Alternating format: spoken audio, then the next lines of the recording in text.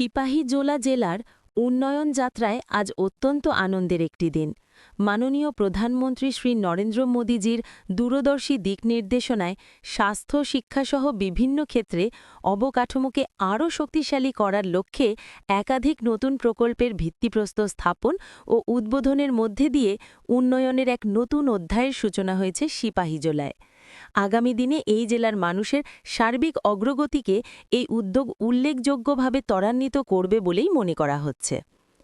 একসময় গাঁজা চাষ, নেশাদ্রব্যের ব্যবসা ও বাল্যবিবাহের মতো সমস্যার কারণে আলোচিত সমালোচিত সিপাহীজলা আজ সেসব বদনাম কাটিয়ে সমৃদ্ধি ও উন্নয়নের পথে এগিয়ে চলেছে।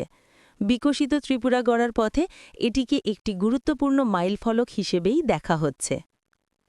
সোনামুড়ায় নবনির্মিত মহকুমা শাসকের কার্যালয়সহ মোট 18টি উন্নয়নমূলক প্রকল্পের ভিত্তিপ্রস্তর স্থাপন ও উদ্বোধন অনুষ্ঠানে উপস্থিত ছিলেন রাজ্যের মুখ্যমন্ত্রী প্রফেসর ড মানিক সাহা।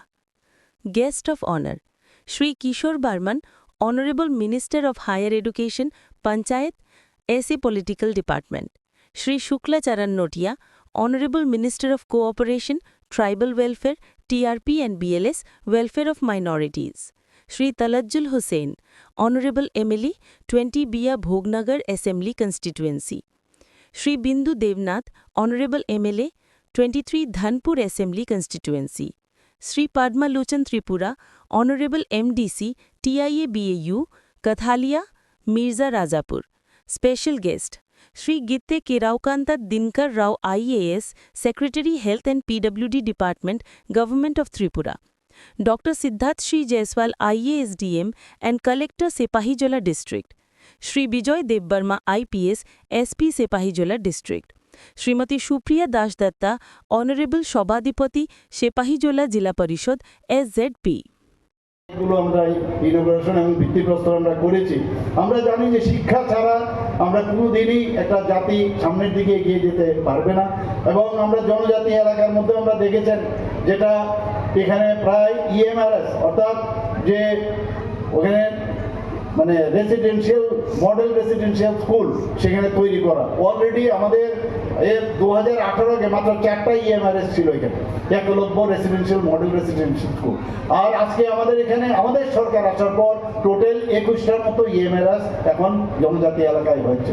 এবং শুধু তাই নয়, সেখানে অলরেডি আমাদের 6টা চালু হয়ে গেছে, আরও 6টা সামনের বছরে সেটা চালু হবে, বাকিগুলো সেখানে শুরু। আমি নিজেও অনেক জায়গায় গেছি, এত সুন্দরভাবে এবং ভারতের যে তার যে বৈশিষ্ট্য ভারতীয়তা রেখে সেই স্কুলগুলো হচ্ছে। বাইরের থেকে টিচাররা আসছে, এত সুন্দর পড়াশোনা হচ্ছে যাতে জনজাতিদের পড়াশোনা ঠিকভাবে করতে পারে সেই কাজটা এখানে করছেন। শুধু তাই নয়, এবার আমি দিল্লিতে গিয়েছি, তার কিছু ক্রাইটেরিয়া আছে যে 20,000 মিনিমাম জনজাতি থাকতে হবে সেখানে এবং টোটাল পপুলেশনের 50% আমাদের জনজাতি থাকতে হবে। তো আমি গিয়ে কিছু 1-2টো জায়গার মধ্যে আমি বলেছি যদি রিল্যাক্সেশন করা যায় আরও 15টা যাতে ইএমআরএস হয় তার জন্য আমি দাবি জানিয়েছি সেখানে। বন্ধুগণ, অন্ধকার থেকে আলোর দিকে যদি আমাদের যেতে হয়, শিক্ষা ছাড়া কোনো দিন সম্ভব নয়।